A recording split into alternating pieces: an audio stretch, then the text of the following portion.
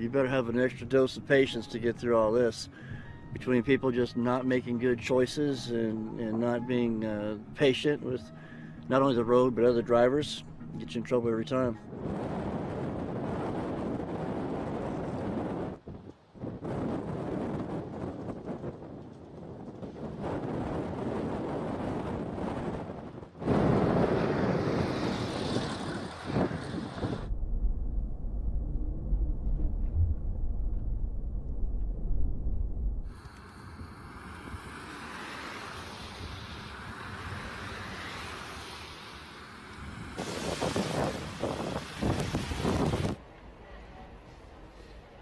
It's normally slow when I get here. I get here at 3 in the morning, and it's normally slow. But today, it's been real hectic.